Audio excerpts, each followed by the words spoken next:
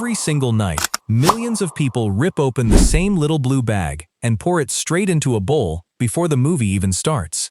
Skittles has turned 5 pieces of colored candy into a global obsession. The shell is thin, the center is chewy, and it somehow never melts in your hand the way people always joke it does. Wait, that's actually candy? Okay, this is way too addictive. But the real magic is that little S stamped perfectly onto every single piece, and almost nobody outside the factory knows how they get that shine so even.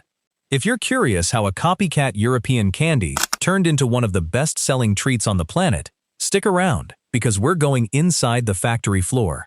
Skittles didn't actually start in America. It was already a hit in Europe years before it crossed the Atlantic in 1979.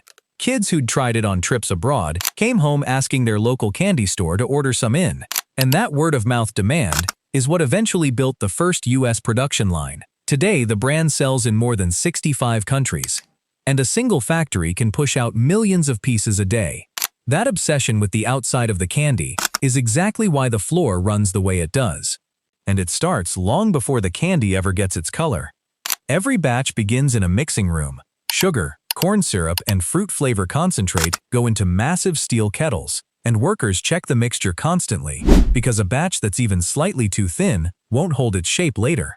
The syrup cooks down until it thickens into something closer to warm taffy. Then it's pumped through cooling tunnels, just enough to make it workable without hardening completely. Before any of that syrup even reaches the kettles, though, the raw sugar itself gets tested. Suppliers ship in bulk tankers, and lab technicians pull samples from every delivery, checking purity and moisture content before a single drop is approved to enter the building. A shipment that's too damp can throw off the whole cook later on, so nothing moves forward until it clears that first check. Even the fruit flavoring goes through its own approval line, tasted and measured against a reference sample kept locked in a small climate-controlled room down the hall. Once cooled, the candy base gets pushed through a machine that shapes it into thousands of tiny round pellets. Those pellets drop onto a slow conveyor lined with cornstarch, the exact same trick candy makers have used for over a century to let a soft shape harden evenly. They rest there for hours, sometimes overnight, until each one is firm enough for the next stage. Workers walk the lines every so often with a small scoop, pulling random pellets to check firmness by hand. Since a machine reading can miss a soft spot, a real touch would catch instantly. Did you know the coating process is actually called panning, the same basic technique used on jawbreakers? The centers load into rotating drums, dozens of them running at once. As each drum spins, workers spray in thin layers of syrup, letting every layer dry a little before the next one goes on. It's slow, on purpose. Rush it, and the shell cracks. Some drums run for the better part of a full day before a single batch is finished coating, which is longer than most people would ever guess for something this small. Each drum is dedicated to one flavor and one color.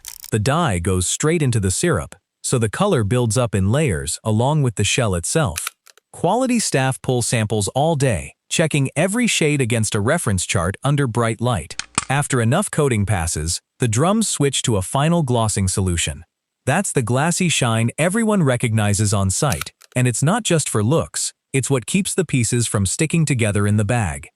Between coating and printing, the candies actually pass through a resting room. Warm, dry air circulates around them for a stretch of time, letting that final glossy layer fully cure before anything touches the surface again. Workers describe this room as the quietest part of the whole floor. Since nothing here moves fast, it just sits and sets. One technician said walking through that room feels less like a candy factory and more like a wine cellar, just waiting on time to finish the job. The last step happens fast. Finished candies drop onto a vibrating tray that sorts out anything misshapen. The ones that pass roll straight toward a food-safe ink stamp, pressing that little S onto each piece as it flies by. It's just a blur of color until you slow the footage down, one factory worker said. A metal detector scans every batch right after printing, just in case any tiny fragment from the machinery ever made its way in, and anything flagged gets pulled immediately, no questions asked.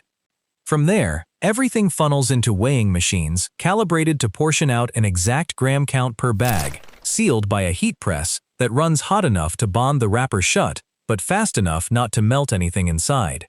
A final camera check scans every sealed bag for tears or weak seams before it's cleared to leave the line. Boxes get palletized and loaded onto trucks, often before that batch is even a day old, headed for shelves that could be a few miles away or an ocean apart.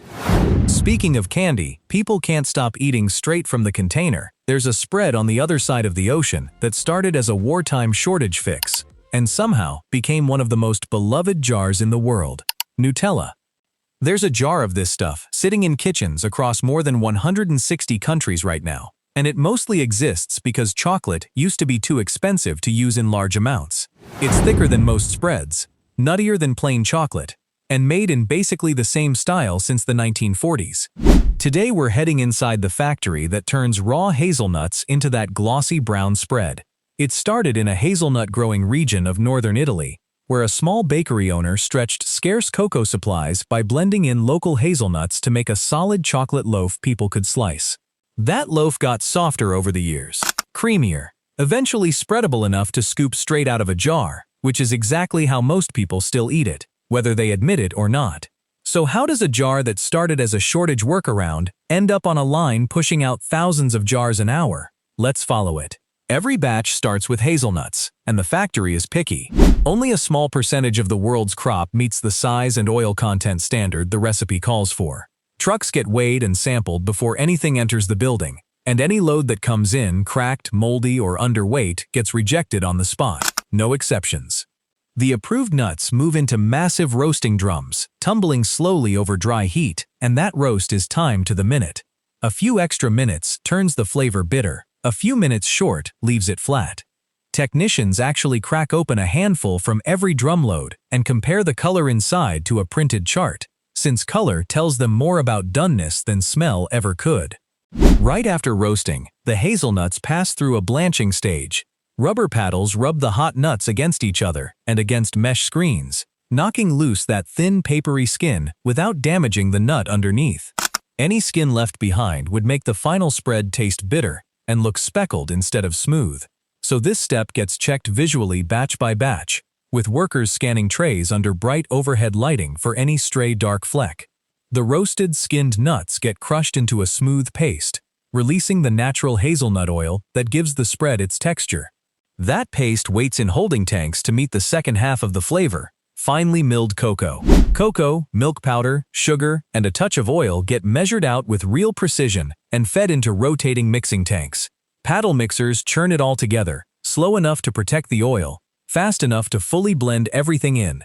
The room fills with a smell that's warm and toasted, the kind that workers say clings to their clothes long after a shift ends.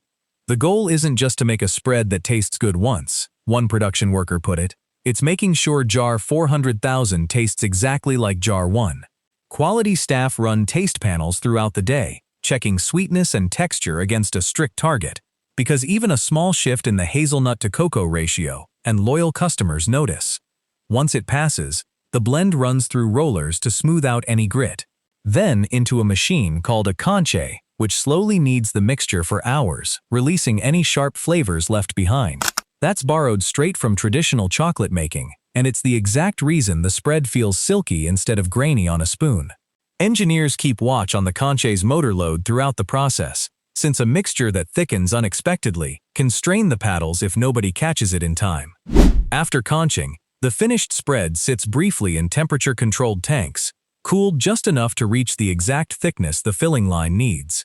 Too warm, and it pours too thin into the jar. Too cool, and it clogs the nozzles completely, so operators watch the readout constantly during this stage, adjusting in small increments rather than big swings. From there, filling nozzles drop precise portions into jars gliding down the line. Capping machines twist lids into place, tight enough to seal, easy enough to open one-handed over toast.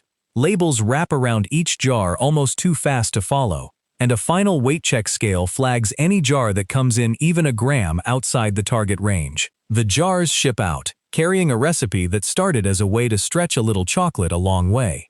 And speaking of things that started small and ended up everywhere, next we're heading into a kitchen that runs entirely on timers, buzzers, and one very specific dough: the Krispy Kreme donut. More than 85 years after the first location opened, the original glazed donut is still made the exact same way. On a line, customers can walk right up and watch through the glass. Every shift starts with a check on the dough mix itself. Flour, sugar, yeast, and a handful of other ingredients blended in a machine that has to hit an exact consistency before anything moves forward.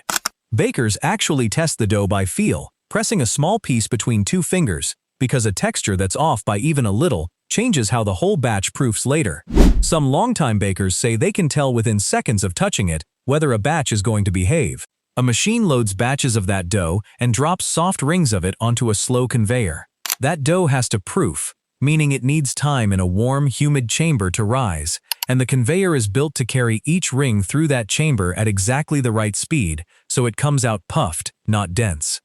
Store staff keep an eye on humidity levels inside that chamber all day, since a dry patch of air can leave one whole tray underproofed while the rest of the batch turns out fine.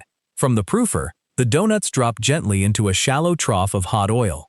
The conveyor flips each one halfway through, so both sides fry evenly without anyone touching them. Employees still watch closely though, pulling out anything that lands wrong, since a machine can time the fry, but it can't judge a shape the way a trained eye can. The fry only takes about a minute aside, and the oil itself gets filtered constantly throughout the day to keep any stray crumbs from burning and affecting the taste of the next batch. Right after frying, the donuts ride through a short cooling stretch, just long enough for the outer crust to firm up slightly. Skipping that brief cool down would mean the glaze sliding straight off instead of setting, since a donut fresh out of hot oil is actually too warm for glaze to cling to properly. It's a step that lasts less than a minute, but staff say skipping it even once ruins an entire tray. Here's the part everyone remembers. The donuts ride a short incline and pass directly under a curtain of warm glaze, pouring down in a continuous sheet so every side gets coated as it rolls through. The glaze sits in a heated reservoir at a specific temperature. Too cool, and it goes thick and clumpy. Too warm, and it slides right off. Watching that curtain fall over a fresh donut is honestly the whole reason people stand at the glass with their phones out, and staff say it's still the most filmed 30 seconds in the entire store, day after day. Once glazed, the donuts cool for a minute or two before crew members lift them straight into boxes. No holding tray sitting for hours here. Fryer to glaze to customer, in minutes, whenever the hot now light is on. It's the closest thing retail has to a dinner bell, one longtime store manager said. Regulars know exactly what that light means, and staff say sales can double in the minutes right after it switches on, with cars sometimes circling the parking lot just waiting for it to flip. Skittles builds its color one thin layer at a time inside spinning drums, then lets every piece rest and cure before it's ever stamped. Nutella grinds roasted hazelnuts into a silky paste, blanches away the bitter skin, and conches it smooth for hours before it ever sees a jar. Krispy Kreme rides fresh dough through a proofer, a fryer, and a glaze curtain, all on one line you can watch happen live from behind the glass. Simple treats. But behind every one, timed machines and careful hands making sure batch 400 still tastes like batch 1. Which one surprised you the most? If you said the glaze curtain, wait until you see what's actually happening inside a movie theater's cotton candy machine. It is nowhere near as simple as it looks. Watch the next video right here.